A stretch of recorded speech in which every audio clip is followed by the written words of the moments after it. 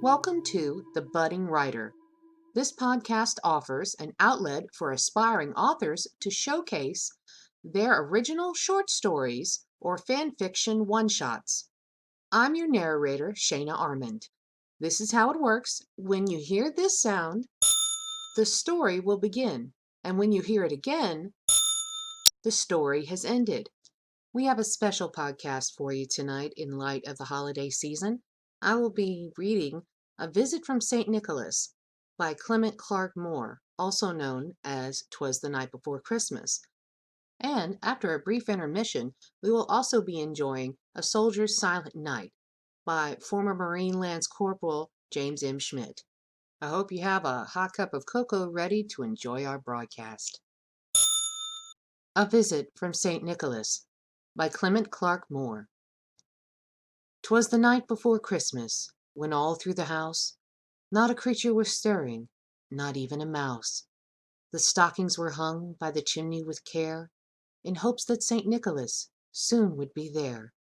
The children were nestled, all snug in their beds, while visions of sugar plums danced in their heads. And Mamma in her kerchief, and I in my cap, had just settled down for a long winter's nap, when out on the lawn there arose such a clatter, I sprang from my bed to see what was the matter. Away to the window I flew like a flash, tore open the shutters, threw up the sash. The moon on the breast of the new fallen snow gave a lustre of midday to objects below, when what to my wondering eyes did appear but a miniature sleigh with 8 tiny reindeer, with a little old driver so lively and quick, I knew in a moment he must be Saint Nick. More rapid than eagles his coursers they came, he whistled and shouted and called them by name. Now Dasher, now Dancer, now Prancer and Vixen, on Comet, on Cupid, on Donner and Blitzen, to the top of the porch, to the top of the wall, now dash away, dash away, dash away all! As the leaves that before the wild hurricane fly, when they meet with an obstacle, mount to the sky, so up to the housetop the coursers they flew, with the sleigh full of toys, and St. Nicholas too. And then in the twinkling I heard on the roof the prancing and pawing of each little hoof. As I drew in my head and was turning around, down the chimney St. Nicholas came with a bound. He was dressed all in fur, from his head to his foot, and his clothes were all tarnished with ashes and soot. A bundle of toys he had flung on his back, and he looked like a peddler just opening his pack. His eyes, how they twinkled, his dimples, how merry! His cheeks were like roses, his nose like a cherry. His droll little mouth was drawn up like a bow, and the beard on his chin was as white as snow. The stump of a pipe he held tight on his teeth, and the smoke it encircled his head like a wreath. He had a broad face and a little round belly that shook when he laughed like a bowl full of jelly. He was chubby and plump and a right jolly old elf, and I laughed when I saw him in spite of myself. A wink of his eye and a twist of his head soon gave me to know I had nothing to dread. He spoke not a word, but went straight to his work, and filled all the stockings, then turned with a jerk, and laying his finger aside of his nose, and giving a nod, up the chimney he rose. He sprang to his sleigh, to his team he gave a whistle, and away they all flew like the down of a thistle. But I heard him exclaim, ere he drove out of sight, "Happy Christmas to all, and to all a good night."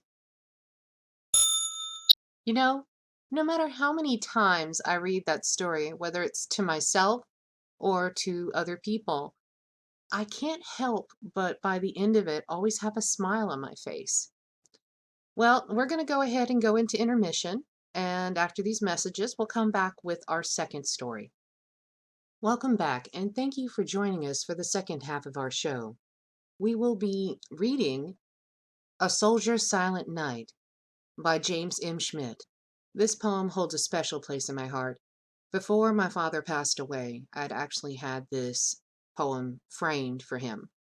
He did 2 tours in Vietnam, and he actually came away with a Bronze Star and 3 Purple Hearts.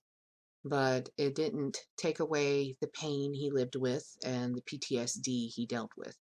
I hope all of our soldiers, foreign and domestic, veteran or active, are having an excellent holiday and a safe holiday.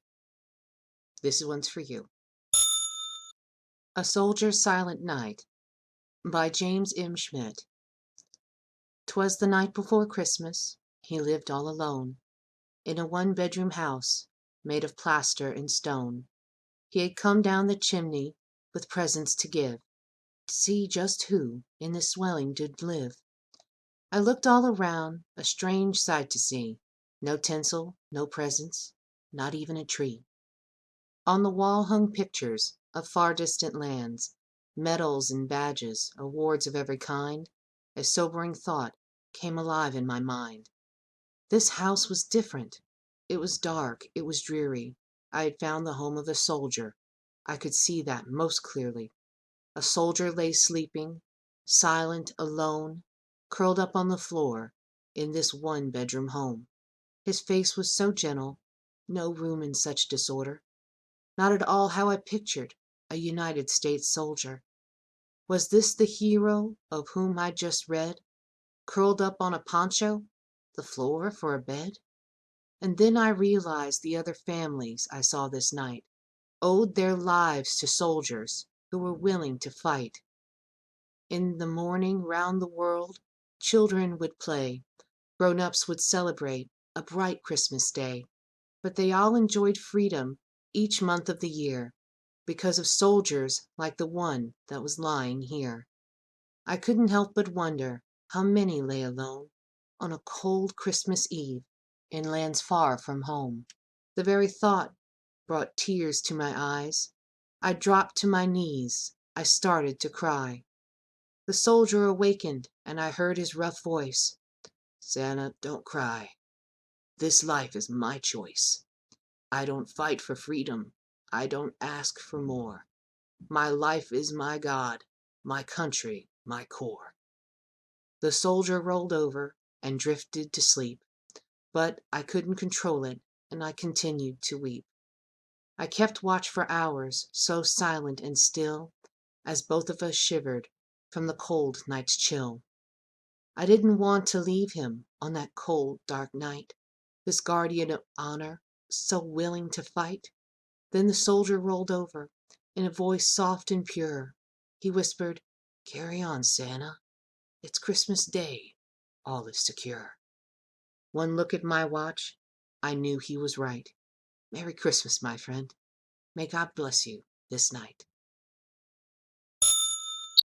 Thank you so much for being with us today, and I hope you will tune in every Friday for more stories shared by new writers.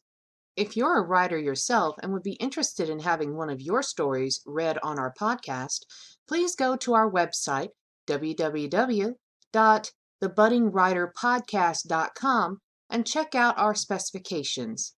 My name is Shayna Armin, and this was The Budding Writer.